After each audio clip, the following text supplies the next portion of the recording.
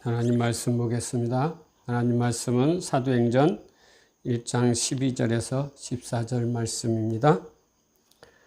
찾았으면 봉독하겠습니다. 제자들이 감람원이라 하는 산으로부터 예루살렘에 돌아오니 이 산은 예루살렘에서 가까워 안식일에 가기 알맞은 길이라. 들어가 그들이 유하는 다락방으로 올라가니 베드로, 요한, 야고보, 안드레와 빌립, 도마와 바돌로메, 마테와 및 알페오 아들 야고보, 셀로딘 시몬, 야고보의 아들 유다가 다 거기 있어 여자들과 예수의 어머니 마리아와 예수의 아우들과 더불어 마음을 같이하여 오로지 기도에 힘쓰더라. 아멘.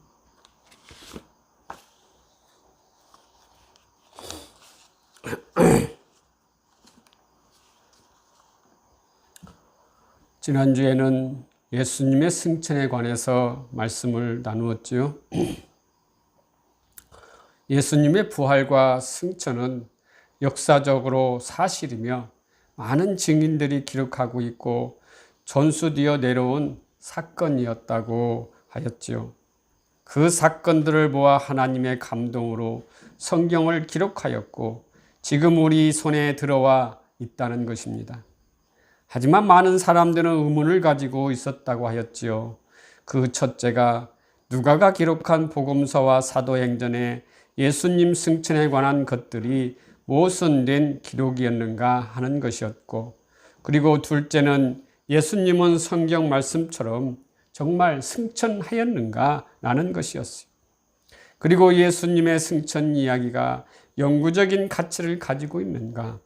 다시 말하면 예수님께서 승천하신 것이 우리를 위해 유익한 것이 무엇인가 라는 것이었습니다. 누가가 하나님의 감동으로 승천 이야기를 기록한 것은 전혀 모순이 없었다고 말씀하였지요. 그리고 성경의 말씀대로 예수님께서 부활 후 40일 동안 이 땅에 계시면서 마지막 유언의 말씀을 하시고 하늘로 승천하신 것은 사도들이 보는 앞에서 하늘로 울려 가셨다는 사실입니다.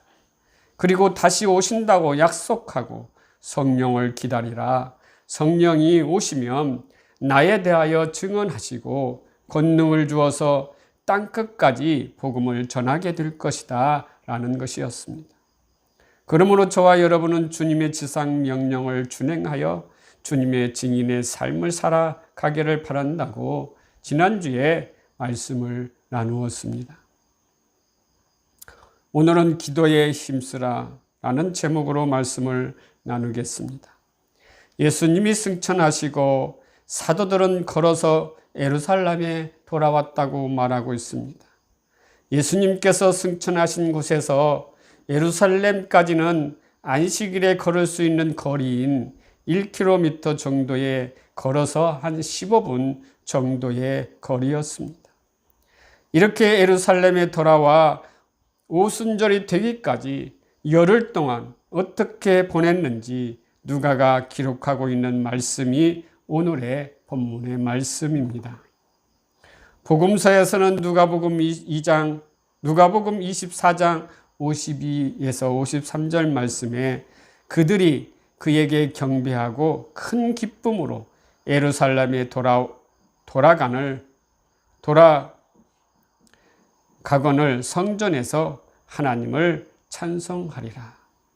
이 말씀처럼 예루살렘에 돌아와 성전에서 하나님을 찬송하였다고 말씀하고 있지요. 그러나 사도행전에서는 그들이 머물고 있는 다락방에서 마음을 같이하여 오로지 기도에 힘썼다라고 말하고 있습니다. 사도행전 1장 14절에 보니까 여자들과 예수의 어머니 마리아와 예수의 아우들과 더불어 마음을 같이하여 오로지 기도에 힘쓰더라. 이와 같이 예수님이 승천하신 후에 성전에서 드리는 지속적인 기도와 찬송, 그리고 그들이 머물고 있는 집 다락방에서 드리는 기도가 결합되어서 하늘 보좌를 울리며 성령님이 오시기를 기다렸다는 것입니다. 누가는 이 다락방이 예수님의 12 제자와 함께 마지막 저녁을 보내셨던 큰 다락방이었는지, 아니면 후에 예루살렘 교회에 많은 사람들이 기도하러 모였던 마가 요한의 어머니 마리아의 집에 있는 다락방이었는지 자세히 말해주고 있지 않고 있지만은 그들이 머물러 있던 다락방으로 표현하고 있습니다. 그러니까 어떠한 장소가 중요한 것이 아니라 누가가 말하고자 하였던 것은 칼뱅 주석에 의하면 참된 기도의 본질적 요소인 끈기 있게 기도하는 것과 한 마음으로 기도하는 것이 기도의 중요한 본질적 요소라는 것을 누가가 말하고자 하였던 것입니다. 그러면 기도에 관하여 잠시 살펴보겠습니다. 본문의 기도에 힘쓰더라에서 기도는 헬라어에는 두 단어가 사용되고 있습니다. 하나는 프로시케와 그리고 데헤시스가 있습니다. 먼저는 프로시케는 소원하다라는 의미로 유코마이에서 유래한 말입니다. 이는 하나님께 드리는 기도를 가리키고 있습니다. 이때의 기도는 자신을 위해서 무엇인가를 간구하는 것이 아니라 하나님을 위한 자신의 신앙 고백, 찬양 등을 드리는 기도를 말하는 것이 프로시케입니다. 그러면 데오시스는 데오마에서 유래한 단어입니다. 데오는 묵다, 조이다 라는 의미를 가지고 있습니다. 데오마이는 스스로 조이다, 졸라 매듯 구하다, 그리고 탄원하다 라는 의미로 파생되었습니다. 그리고 데오마이의 명사형인 데헤시스는 궁핍이나 빈곤을 가리키기도 했습니다. 이 말은 어떤 것을 간절히 필요로 하는 궁핍한 상태를 말하기도 하는 것이죠. 그러므로 데헤시스는 자신의 절박한 형편에 대하여 하나님께 간절히 부르짖는 탄원을 가리킨다고 볼 수가 있습니다. 어원적 배경에서 보면 프로시케는 기도에 있어서 성도의 헌신적인 면을 강조하는 용어입니다. 또한 데헤시스는 개인적인 공공을 강조하는 기도와 탄원이라고 할 수가 있겠지요. 그러므로 기도는 자신의 문제 해결을 위해 하나님께 간구하는 기도도 있지만 하나님께 자신의 헌신을 다짐하고 찬양을 드리는 기도도 있다는 것입니다. 오늘 본문에서 사용된 기도는 프로시케입니다. 이는 당시 마가다락방에서 성령 강림을 기다리며 기도하던 사람들은 단지 자신들의 필요를 위해서 기도한 것이 아니라 하나님을 위한 헌신을 다짐하며 찬양을 드리는 기도에 전혀 힘쓰고 있었기 때문입니다. 그러므로 기도가 저와 여러분에게 절대적으로 필요한 것입니다. 성령을 받기 원한다면 자신이 필요한 것을 구하는 기도가 아니라 하나님을 찬양하고 하나님께 헌신하고자 하는 간절한 기도를 드릴 때 하나님께서는 오순절 마가의 다락방에서 성령이 임하는 것처럼 저와 여러분에게도 성령의 충만함의 역사가 있게 될 것입니다. 기도에 있어서 두 가지 본질적 요소는 첫째가 끈기 있는 기도라고 하였지요. 그리고 본문에 마음을 같이하여 기도에 힘쓰다라고 번역된 동사 프로스카르테레오는 모든 활동에서 부지런하다, 끈질기다라는 의미를 가지고 있습니다. 누가는 후에 사도들의 가르침에 힘썼던 새로운 회심자들과 기도하는 일과 말씀을 전파하는 일에 우선권을 두기로 결정한 사도들에 대해서 이 프로스카르데레오를 사용하고 있습니다. 사도행전 6장 4절에 보니까 우리는 오직 기도하는 일과 말씀 사역에 힘쓰리라 라고 말하고 있습니다. 여기서 바울이 여러 번에 걸쳐 끈기 있는 기도에 대하여 말하면서 이 말을 사용하였다는 것입니다. 이렇게 연합되고 끈기 있는 기도를 하는 이유는 예수님의 명령과 약속으로 인한 것이었다는 데에는 우리는 의심할 여지가 없다는 것이죠. 예수님께서는 제자들에게 곧 성령을 보내주시겠다고 약속하시지요. 그분은 그들에게 성령이 오시기를 기다려서 그분이 오시면 증언하는 일을 시작하라고 명령을 하십니다. 그러므로 우리는 하나님이 약속하셨다고 해서 기도할 필요가 없는 것이 아니라 그분의 약속을 붙들고 더욱더 간절히 기도해야 한다는 것입니다. 예수님께서 보혜사 성령님을 보내주시겠다고 약속하셨으면 반드시 이 약속은 이루어지는 것입니다. 그러나 하나님은 이 약속을 이루시기 위해서 기도가 필요하다는 것이지요. 그것도 약속이 이루어질 때까지 끈기 있게 기도를 해야 한다는 것입니다. 그러므로 저와 여러분은 하나님의 말씀을 붙들고 그 말씀이 이루어질 때까지 끈기 있는 기도를 드려야 한다는 것이죠. 두 번째는 연합하여 합심하여 기도해야 합니다. 기도하러 모인 사람들은 어떤 사람들이었습니까? 누가는 모인 무리의 수가 120명쯤이었다고 말하고 있습니다. 하워드 마샬 교수는 숫자가 언급된 이유는 유대법에 따르면 자체 의회를 가진 공동체를 설립하기 위해서는 최소한 120명의 유대인 남자들이 있어야 하기 때문이라고 말하고 있습니다. 그러므로 제자들은 이제 새로운 공동체를 구성하기에 충분한 숫자가 있었다는 것입니다. 또 어떤 학자는 그 숫자는 무엇인가를 상징한다고 말하고 있어요. 12지파와 12사도로 보아 12이라는 숫자는 교회를 상징하고 있습니다. 요한계시록에 나오는 14만 4천이 12 곱하기 12 곱하기 1000인 것과 마찬가지로 120은 12 곱하기 10이기 때문이지요. 또 어떤 학자는 120명은 전체 신자들의 공동체의 일부에 불과하다고 말하고 있습니다. 그것은 한 번에 500여 성도가 동시에 부활하신 예수님을 보았기 때문입니다. 마가의 다락방의 120명 가운데 11명의 살아남은 사도들이 포함되어 있는 것 사실입니다. 누가는 그의 복음서처럼 사도들을 열거하고 있지요.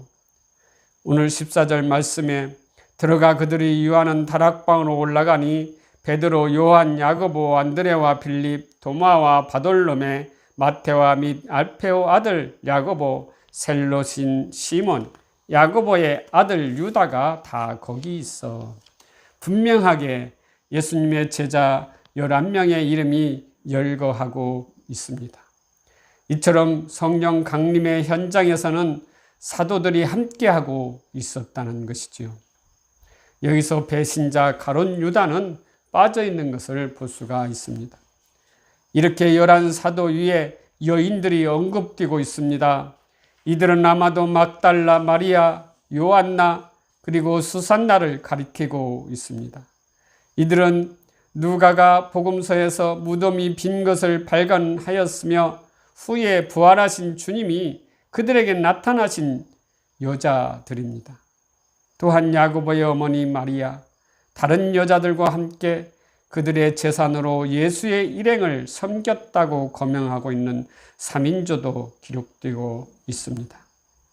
그리고 특별히 명예로운 지위를 차지하고 있는 예수의 어머니 마리아, 예수의 탄생 시 그녀가 수행했던 독특한 역할을 한 것을 누가는 복음서에서도 기록하고 있지요. 누가는 마지막으로 예수님의 동생들을 따로 덧붙이고 있습니다. 이는 아마도 예수님이 부활하신 후 그들 중 한 사람인 야고보에게 개인적으로 나타나신 것 때문에 믿는 자들 가운데 들어갈 수 있었던 것입니다.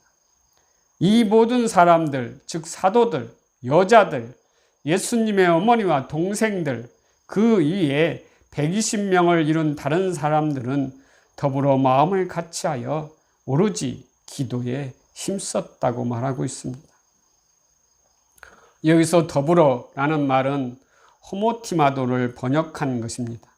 이는 누가가 좋아하는 단어로 제자들이 단지 같은 장소에서 모였다거나 같은 일, 즉 기도하고 있었음을 의미할 수도 있는 것입니다. 하지만은 더불어는 후에 일치된 기도, 일치된 결정을 묘사하는 데 사용된 것을 볼 때 여기에서 더불어의 의미는 단순히 같이 모임과 활동을 한 것을 넘어서 그들이 기도하고 있던 내용에 대해 합의하고 있었음을 말하고 있는 것입니다. 그러므로 이들은 한 마음, 한 목적을 향해서 기도했다는 것이지요. 그것이 무엇입니까? 예수님께서 명령하신 성령을 기다리라 하신 것입니다.